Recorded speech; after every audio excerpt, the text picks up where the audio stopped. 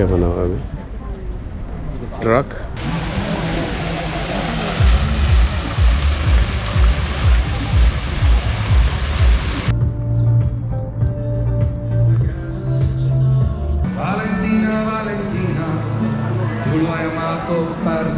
वहाँ पे लोग आपसे पैसे मांगते हैं, हमें इतने 5 लाख 6 लाख दे दो, हम आपको अपॉइंटमेंट लेके देते हैं। ये बात सही है? मैं तो समझा सानू कोई काम नहीं करन, सारे लोग वेले ही रहते। बुongiorno, अस्सलाम वालेकुम। तो आइए अब पालेर्मो को एक्सप्लोर करते हैं। यहाँ पे एक दो बड़ी वाली सड़कें हैं जो वॉकिंग स्ट्रीट्स हैं, वहाँ पे काफ़ी रश होता है, और दूसरी तरफ वाटर फ्रंट है। तो अभी देखते हैं क्या देख सकते हैं। Let's go.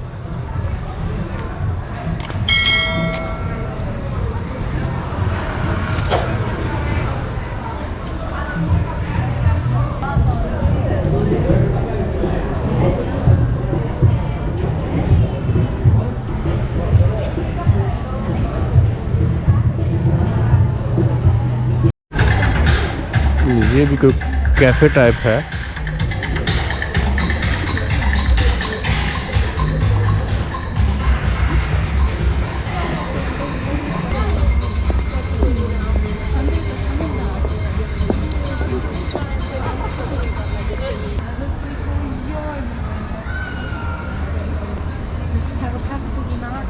Vuoi pensare, capito?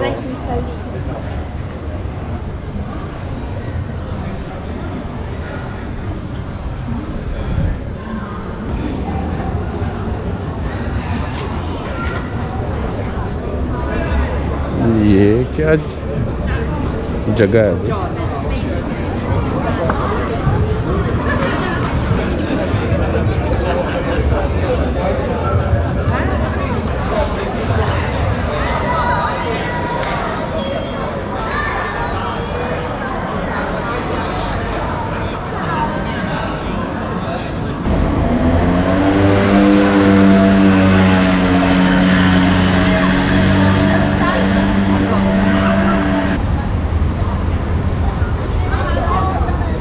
ये वाली सड़क जो है वो सीधी जाती है वाटर फ्रंट पे।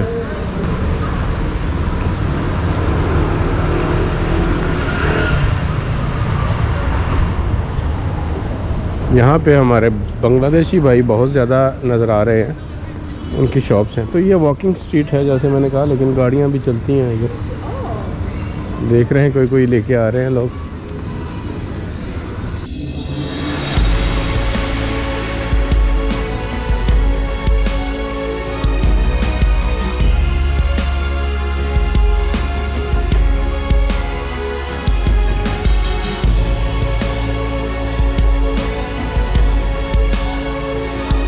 एक सांता मारिया चर्च है, बहुत पुराने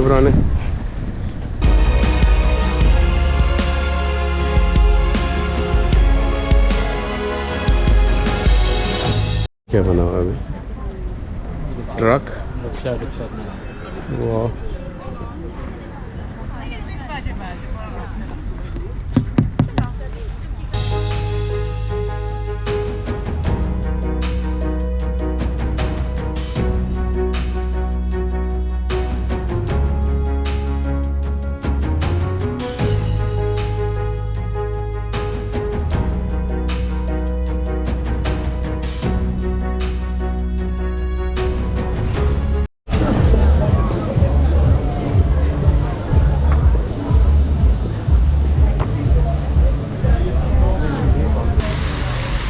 ये यहाँ पे फाउंटेन्स हैं और रात के वक्त म्यूज़िक के साथ चलते हैं। तो लाइटें शाइटें भी होंगी।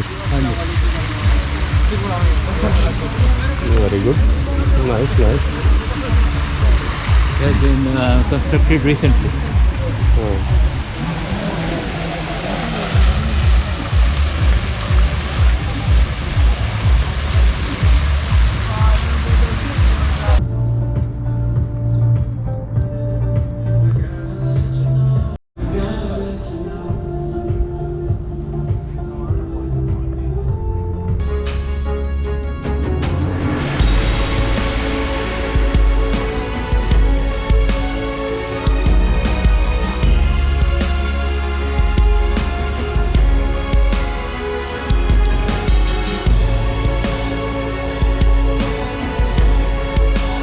तो फिर थोड़ी ठंड होगी। हाँ जी, ठंड हो जाएगी। ठंड होती है यहाँ पे, आपको पता नहीं लग रही शायद, आप ठंडे इलाके से आए हैं, मुझे तो लगती है। नहीं, मेरे लिए तो आइडियल मौसम है ये।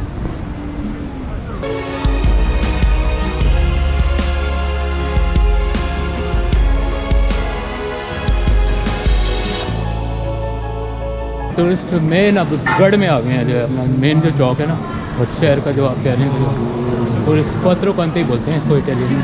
क्वात्रो चार साइड और कांति यानी कि 4 कॉर्नर जो है। अरे वाह यार, wonderful wonderful. Valentina, Valentina, tu lo hai amato per davvero, वाह, e alzi gli occhi al cielo presto, dove vai? ये वाला यहाँ पे सबसे ज़्यादा मशहूर चौक है। 4 रस्ते इसको लगते हैं, आप देख सकते हैं, 1 2 3 और ये 4। और ये गैदरिंग वाला इलाका है। Occhi belli che ti guardano e che sanno raccontare come brucia il sale sopra le ferite, che ti spiegano la vita e raccontano l'odore.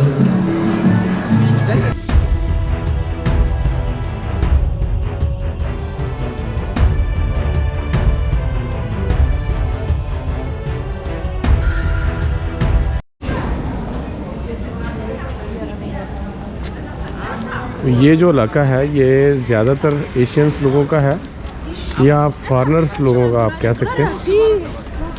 आप देख रहे हैं, और बांग्लादेशी भाई जो हैं वो यहाँ पे कसरत से हैं, सबसे ज़्यादा वही हैं, उनकी कम्युनिटी है। बिज़नेस वगैरह जैसे छोटी छोटी शॉप्स हैं और रेस्टोरेंट वगैरह और सुवेनियर शॉप्स, ये सारी उन्हीं की हैं।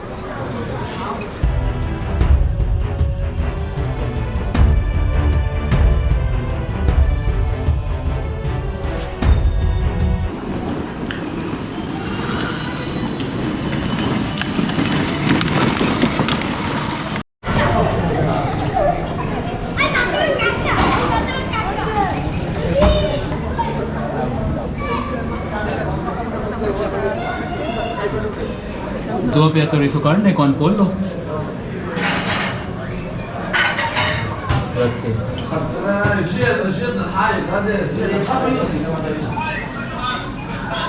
तो व्यूअर्स, यहाँ पे पाकिस्तानी भाई बिलाल भाई यहाँ पे मिले हैं, वो पीएचडी कर रहे हैं पलेर्मो यूनिवर्सिटी में, लाहौर से हैं वो भी। और उन्हीं के साथ यहाँ पे अभी एक बंगाली भाई हैं, उनके रेस्टोरेंट पे आए खाना खाने।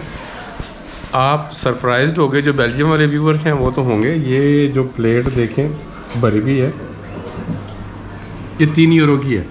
तो व्यूअर्स, बिलाल भाई हमारे साथ हैं। अब हम एक कैफ़े पे आए हैं। मैं तो कॉफ़ी पी रहा हूँ, वो नहीं पी रहे। वो कह रहे हैं कि उनको बाद में नींद नहीं आती कॉफ़ी पीने से। हो सकता है बाज़ लोगों का है ये मसला, तो उनसे अभी पूछेंगे कि क्या तरीका है अगर कोई पाकिस्तानी स्टूडेंट पीएचडी करने यहाँ पे आना चाहे तो, या मास्टर के लिए।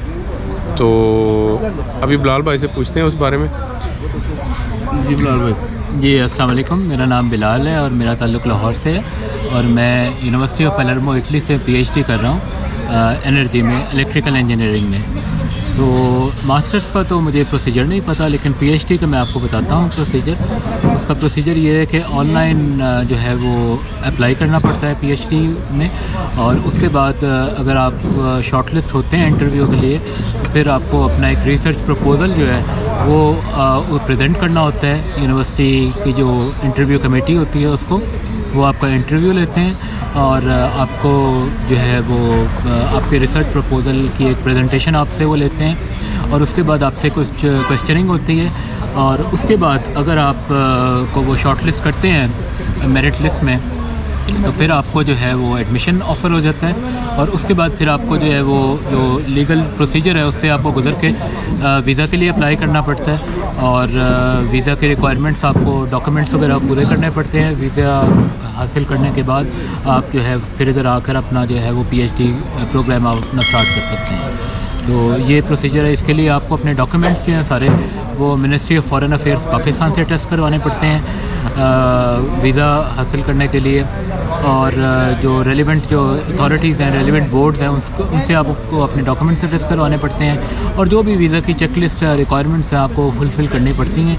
तो ये सारा प्रोसीजर है PhD में। कौन से डॉक्यूमेंट्स चाहिए उसके लिए?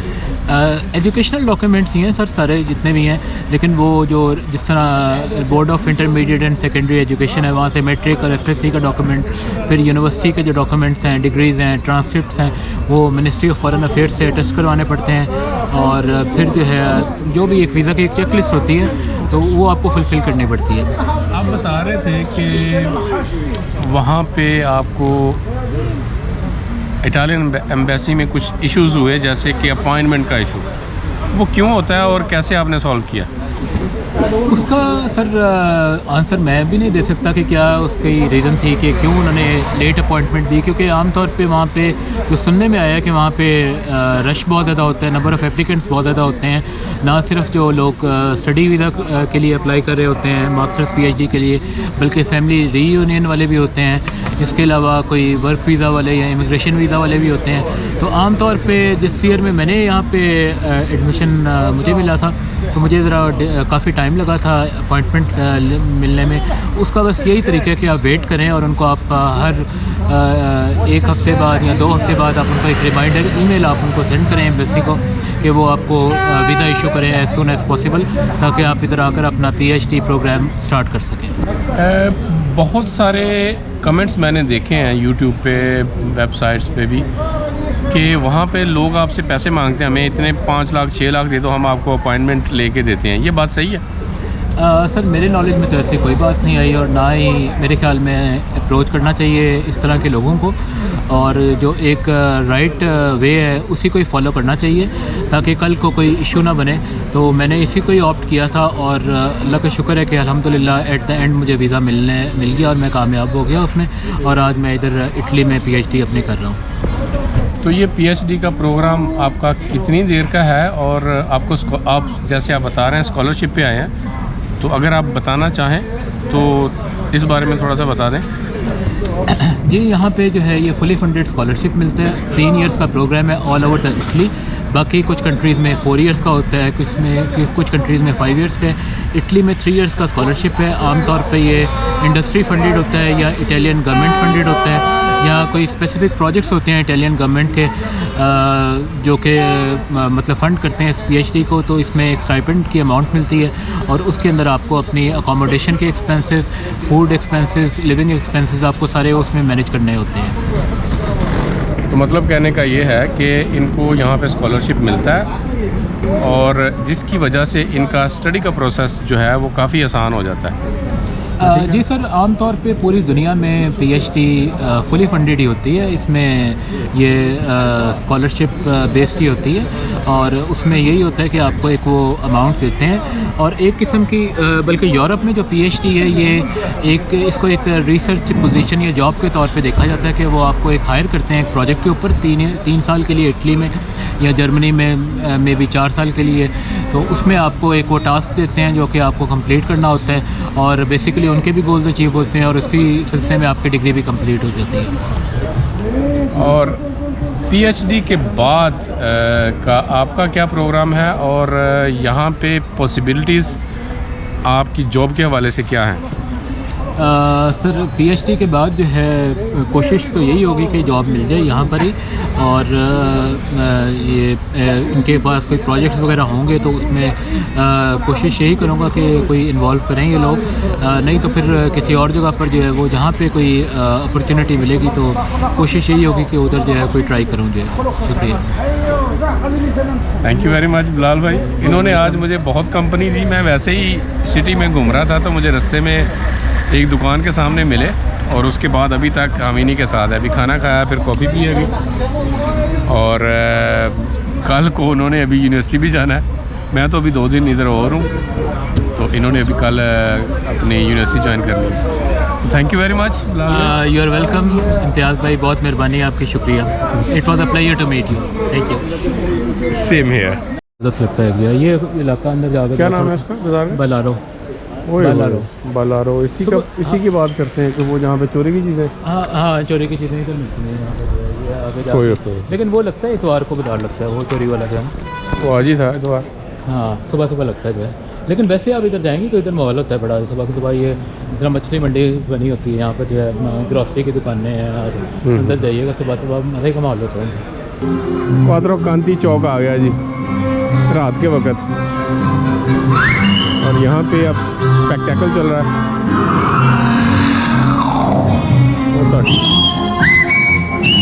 इधर आ रहा है।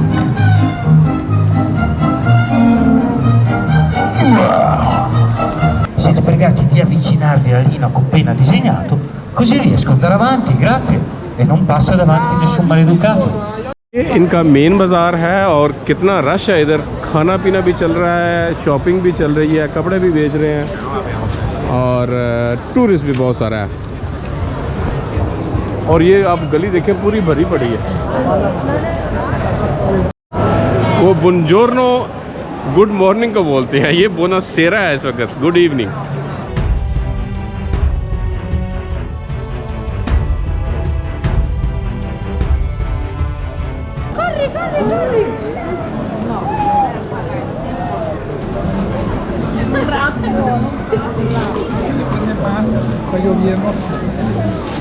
जगह है ये बिलाल भाई आपको खुद ही बताएंगे। जी, ये थिएट्रो मसीमो है। ये इटली का सबसे बड़ा थिएटर है और यूरोप में भी सबसे बड़े थिएटर्स में इसका शुमार होता है। नज़र आ रहा है वाकई में बहुत बड़ा थिएटर है ये। तो यहाँ पे क्या चीज़ दिखाते हैं? ओपरा। ओपरा, वाह। तो फिर वो जो पहले नंबर का है वो ऑस्ट्रिया का है, वियना का। हाँ जी, वियना का जो। हाँ, मैं तो समझा सानू ही कोई काम नहीं कर रहा, सारे लोग वेले ही नहीं थे।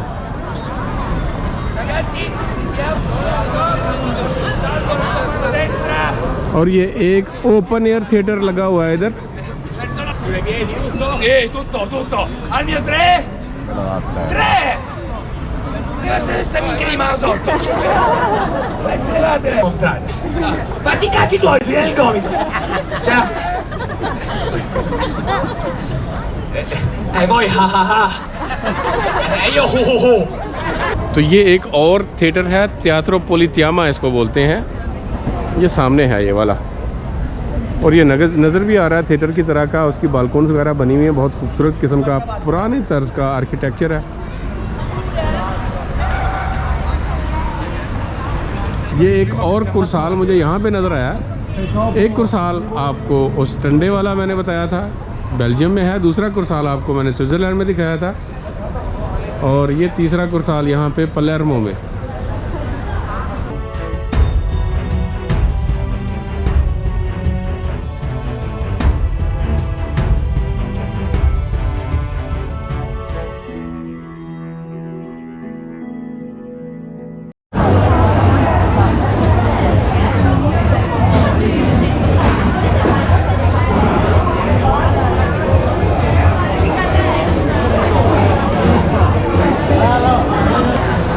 सारे बार वगैरह और खाना पीना। तो व्यूअर्स, बिलाल भाई तो अभी अपने घर को चले गए और मैं भी अपने हॉस्टल की तरफ जा रहा हूँ। तो ये तो था पलेर्मो सिटी का फर्स्ट इम्प्रेशन। मुझे तो बहुत अच्छा लगा, और आपको कैसा लगा ये आप कमेंट्स में ज़रूर बताइएगा। इसी के साथ इस व्लॉग को यहीं पे ख़त्म करते हैं। मैं उम्मीद करता हूँ कि आपको पसंद आएगा, और अगर आपको पसंद आए तो लाइक, सब्सक्राइब और शेयर करना मत भूलिएगा। मिलते हैं अगले व्लॉग में, तब तक के लिए अल्लाह हाफिज़ और गुड बाय।